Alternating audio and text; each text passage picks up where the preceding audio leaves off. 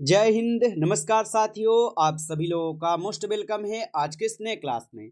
साथियों, आज के इस क्लास में हम सभी लोग जो है पढ़ने वाले हैं बीएसएससी कार्यालय परिचारी भर्ती 2026 के एग्जाम के लिए मोस्ट इम्पोर्टेंट प्रीवियस ईयर के क्वेश्चन को, जो कि साथियों आपके बीएसएससी कार्यालय परिचारी भर्ती 2026 के एग्जाम के लिए काफ़ी इम्पोर्टेंट है। तो आप सभी लोग जो है इस क्लास को बिल्कुल अच्छी तरीके से लास्ट तक देखिएगा और इस क्लास में दिए जाने वाले इन सभी क्वेश्चन को आप अच्छे से जरूर याद कर लीजिएगा, जिससे कि आप जो अपने एग्जाम में सभी क्वेश्चन को आसानी तरीके से बना पाएंगे। तो चलिए साथियों, क्लास को स्टार्ट करते हैं।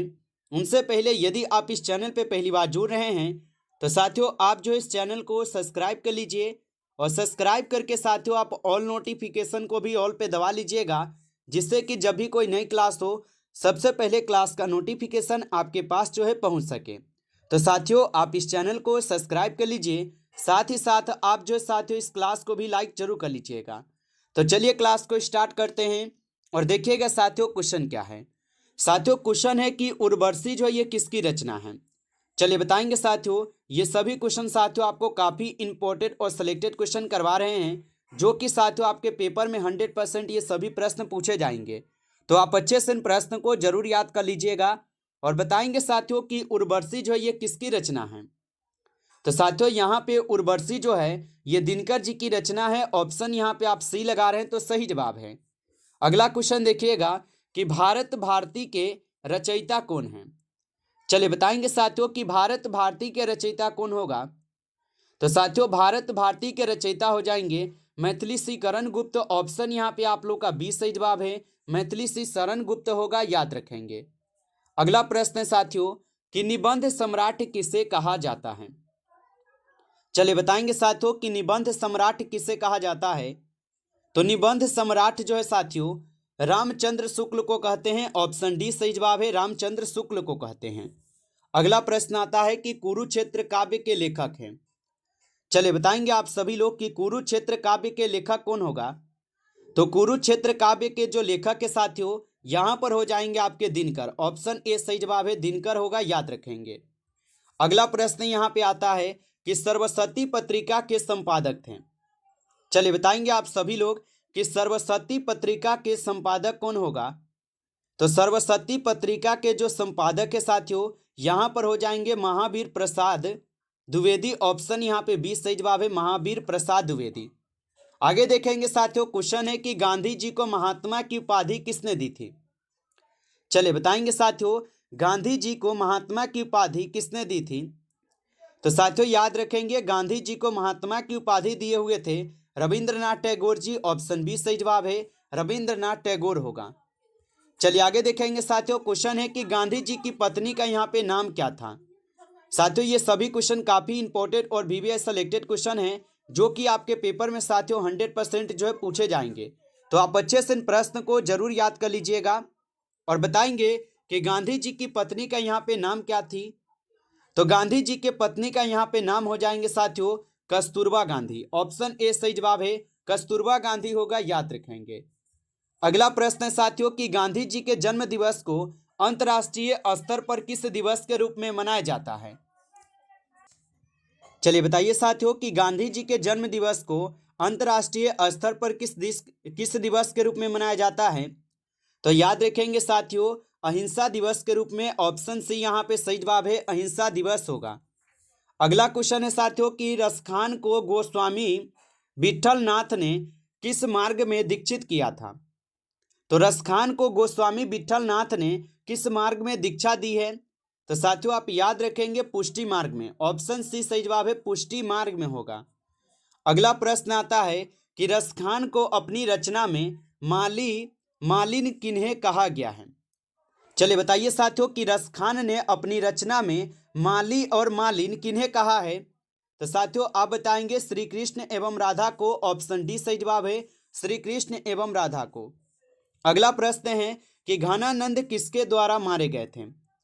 चलिए बताएंगे साथियों कि घनानंद जो है ये किसके द्वारा मारे गए थे।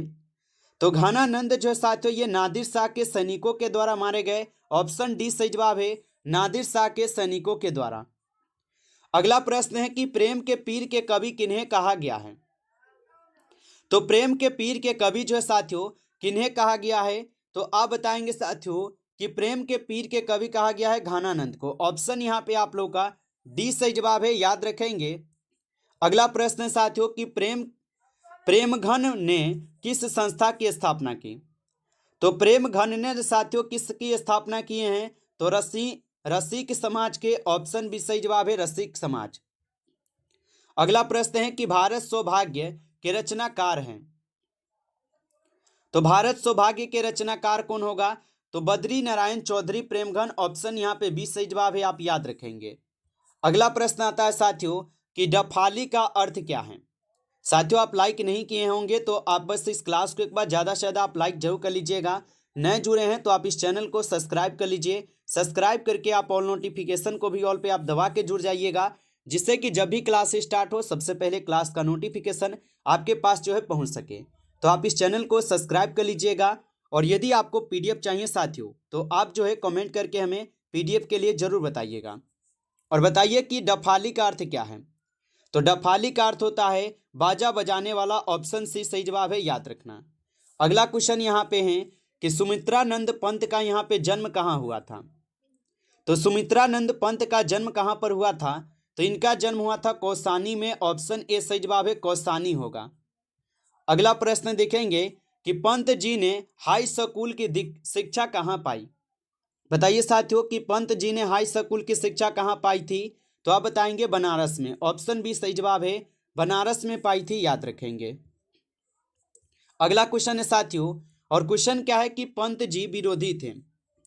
बताइए कि पंत जी किसके विरोधी थे? तो पंत जी जो है ये अतिवादिता का जो है ना मतलब विरोधी थे। ऑप्शन यहाँ पे बी होगा। अगला प्रश्न देखिएगा कि दिनकर जी की माता का यहाँ पे नाम था। तो दिनकर जी की माता का नाम क्या होगा? तो मन रूप देवी। ऑप्शन ए सही जवाब है, मन रूप देवी होगा। अगला क्वेश्चन देखेंगे कि दिनकर जी मैट्रिक पास कब किए थे? तो दिनकर जी जो है ये मैट्रिक कब पास किए थे? तो 1928 ईस्वी में दिनकर जी मैट्रिक पास किए थे, याद रखिएगा। अगला प्रश्न आता है यहाँ पे कि दिनकर जी ने बीए ऑनर्स कब किया था? तो दिनकर जी ने बीए ऑनर्स कब किया था? तो ये किए थे 1931 में। ऑप्शन बी सही जवाब है, 1931 में। अगला प्रश्न यहाँ पे कि अज्ञेय का मूल निवास स्थान कहाँ था? तो अज्ञेय का मूल निवास स्थान कहाँ पे था? तो याद रखेंगे आप सभी लोग, करतारपुर में होगा। ऑप्शन ए सही जवाब है, करतारपुर में। अगला प्रश्न देखिएगा कि अज्ञेय जी की प्रारंभिक शिक्षा कहाँ हुई थी? तो अज्ञेय जी की जो प्रारंभिक शिक्षा हुई थी ये कहाँ पर हुई थी? तो यह हुए थे आपके लखनऊ में। ऑप्शन बी सही जवाब है, लखनऊ में हुआ था, याद रखेंगे। अगला प्रश्न है कि कुंवर नारायण ने बूढ़ा चौकीदार जो है किसे कहा है? चलिए बताएंगे साथियों कि कुंवर नारायण ने बूढ़ा चौकीदार किसे कहा है?